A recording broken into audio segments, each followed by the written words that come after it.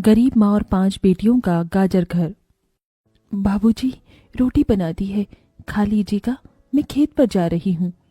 तभी खटिये पर से बूढ़ा रामा खांसते हुए बोला, अरे बहू, ये ले, मेरी शॉल लेती जा, बाहर बड़ी ठंड पड़ रही है। नहीं बाबूजी, इसकी जरूरत आपको ज्यादा है, क्योंकि घर में ओढ़ने को एक भी कंबल नहीं।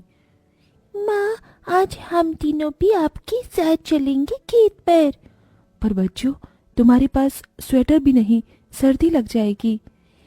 माँ, जल्दी तो आपको गुलिया दीदी और तानी दीदी को भी लगेगी। अगर हम जब एक साथ मिलकर खेत पर काम करेंगे तो ज्यादा पैसे आएंगे और फिर हम कंबल खरीद लेंगे।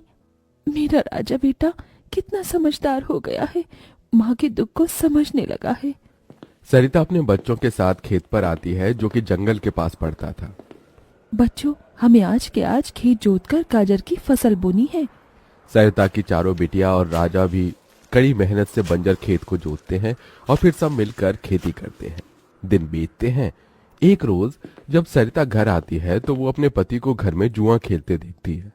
अरे बिरजू, भूख लगी है। ये ले, दारू 2 घूंट मार ले।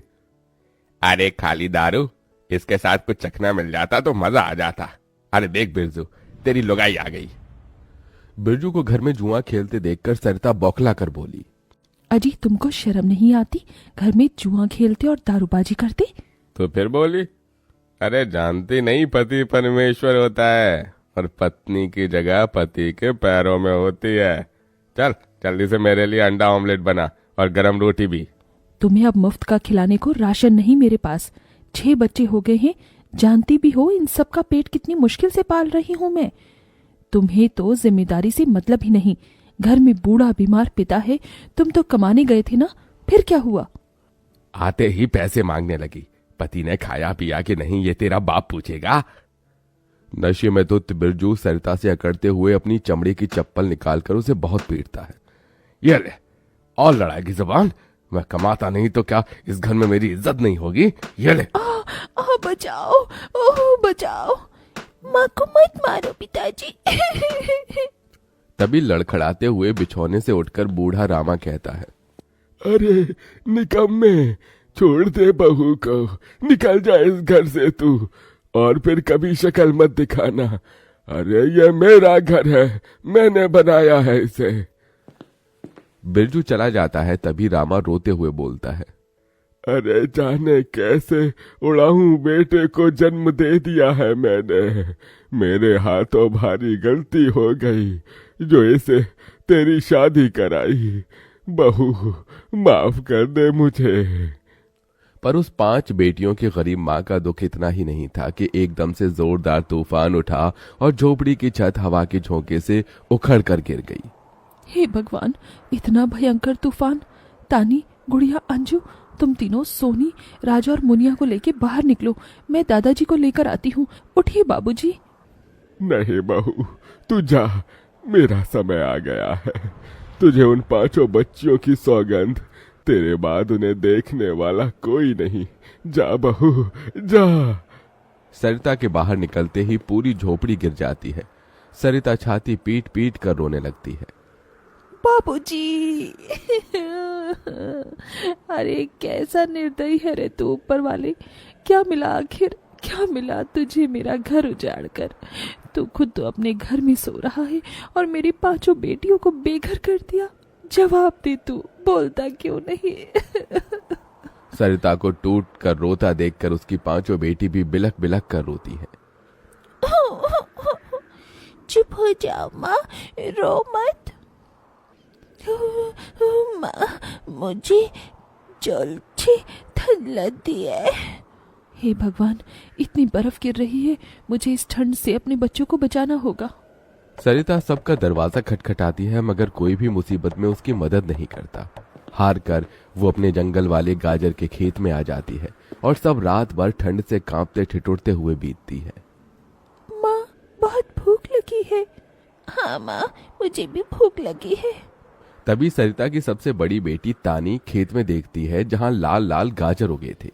देखो माँ, हमारे खेत में तो गाजर तैयार हो गए हैं।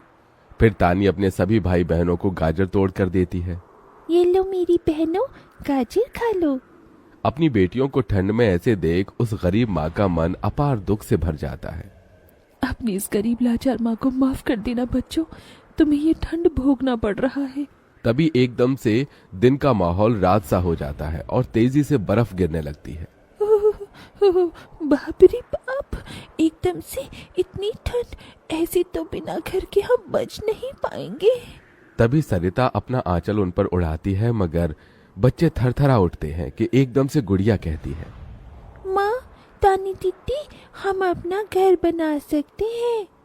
मगर कैसे बिटिया, हमारे पास पैसे भी तो नहीं।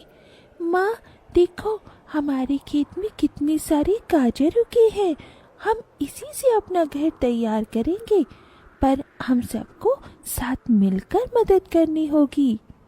राजा बेटा, जब तक कि हम गाजर घर तैयार नहीं कर लेते, तुझे अपनी छोटी बहनों का ख्याल रखना होगा, रखेगा ना? हाँ माँ, रखूंगा।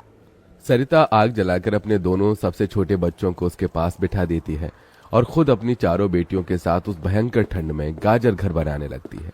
अंजू, सोनी, गुड़िया, तुम दोनों मुझे और तानी दीदी को गाजर तोड़ तोड़ कर दो, हम घर बनाते हैं। ठीक है माँ। गरीब माँ बेटियां मिलकर गाजर घर बनाती हैं, मगर घर एकदम से ढह जाता है, जिससे सरिता दुखी हो जाती है। कितनी मेहनत से ये गाजर घर बनाया था हमने, मगर सारी मेहनत बेकार चली गई।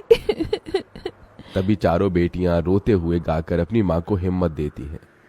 जिंदगी की यही रीत है, हार के बाद ही जीत है, थोड़े आंसू है थोड़ी हंसी, आज गम है तो कल है खुशी, जिंदगी की यही रीत है, हार के बाद ही जीत है। मेरी बच्चियों। रोते हुए सरिता अपनी बेटी को गले से लगा लेती है। वो फिर कोशिश करते हैं, कई बार उनका गाजर घर बिगड़ता है। तभी गुड़िया कहती है, माँ, अगर हम अपना गाजर घर मजबूत बनाने के लिए पहले लकड़ी फट्टे से ढांचा बना लें, तो फिर हमारा गाजर घर नहीं गिरेगा। सब ऐसा ही करते हैं, जिससे उस बार उनका गाजर का घर मजबूत बन जाता है। सरिता अपनी पांचों बेटियों और बेटे के साथ घर के अंदर आती है, तब जाकर उनके शरीर को गर्माहट महसूस होती है। अरे वाह माँ, दीदी, आप सबने कितना सुंदर गाजर घर बनाया है, और ये कितना गिलम भी है। तभी सरिता अपने बेटे बेटियों का मुंह देखती है, सबकी आंखों में भूख थी। मैं जानती हूँ तुम सबको भूख लगी है ना, अपनी माँ को एक दिन दे दो, मैं कल काम ढूंढ लूंगी। ठीक है, आज हम ये गाजर खाकर सो लेंगे। आप भी खा लो ना माँ, आपने 2 दिन से कुछ नहीं खाया।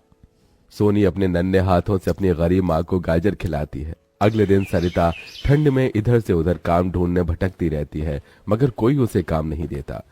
इधर अब उसके खेत के गाजर भी खत्म हो गए थे, जिससे उसकी बेटियां भूखी थी और उसकी दुधमुही बेटी भूख से रोई जा रही थी।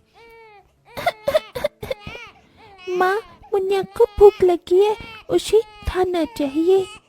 छोटे बच्चे खाना नहीं खाते राजा, इसे दूध पीना है। हे बसुरी बजैया, एक माँ की ममता की इतनी भी परीक्षा मत लो कि वो अपने बच्चे को दूध भी ना पिला सके। तभी सरिता को द्वार पर एक गाय के रंभाने की आवाज सुनाई दी। माँ, लगता है बाहर गाय आई है। सरिता अपनी बेटियों के साथ बाहर आकर देखती है तो गाय के थन से दूध की धारा बहे जा रही थी। इस गाय के थन में कितना दूध गिर रहा है। सरिता गाय का गर्म दूध अपनी बेटी को पिलाती है। तभी गाय उसके खेत में जाकर गोबर कर देती है, जिससे एकदम से जादू होता है और खेत लाल चमकदार गाजर से भर जाता है। माँ, ये तो कोई जादुई गाय लगती है।